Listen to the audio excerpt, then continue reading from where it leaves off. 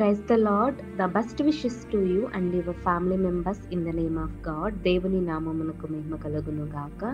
దేవుని నామం పేరట నీకును మీ కుటుంబ సభ్యులకును శుభాభివందనములు. ఈరోజు దేవుని వాగ్దానము, టుడే గాడ్స్ ప్రామిస్.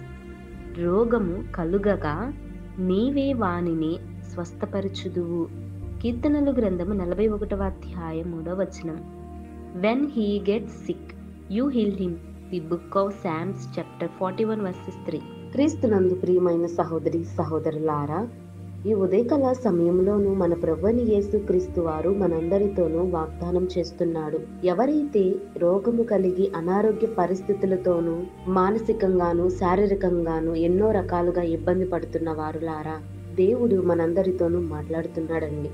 రోగము కలిగిన వానిని స్వస్థపరుస్తానని దేవుడి ఉదయమున వాగ్దానం చేస్తున్నాడండి. వాగ్దానం చేస్తున్న దేవుడు నమ్మదగిన దేవుడండి. మన పరిశుద్ధ గ్రంథంలో చూసుకున్నట్లయితే చాలా మందిని దేవుడు స్వస్థపరిచాడు. గ్రుడ్డి వారికి చూపును తెప్పించాడు. కుష్టు వ్యాధులను కూడా దేవుడు స్వస్థపరిచి ఉన్నాడండి. అంతటి ప్రేమామయుడైన మన ప్రభువైన యేసుక్రీస్తు వారు మనలందరినీ ప్రేమించి మనకు సంబంధించిన అనారోగ్య పరిస్థితులను బట్టి కృంగిపోతున్న వారిని దేవుడు తప్పకుండా స్వస్థపరచగలడు.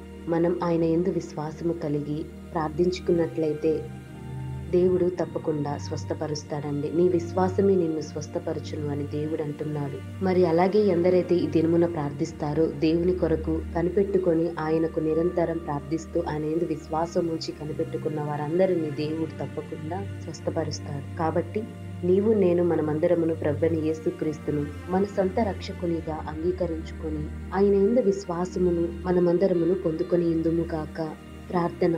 కృపాసక్తి సంపూర్ణుడైన మా యేసయ్య, నీకే వందనములు, స్తోత్రములు దేవా. ప్రభువా, ఎందరైతే ఈ దినమున ప్రార్థిస్తున్నారో దేవా, ఈ వాక్యం ద్వారా మా అందరితో మాట్లాడారు ప్రభువా, అందును బట్టి నీకు వందనములు, స్తోత్రములు. ప్రభువా, ఎందరైతే రోగము కలిగి అనారోగ్య పరిస్థితులను బట్టి కానీ శారీరకంగాను మానసికంగాను ఎందరైతే కుంగిపోతున్నారో అట్టి వారందరినీ దర్శించి దయచేసి వారందరినీ స్వస్థపరచండి.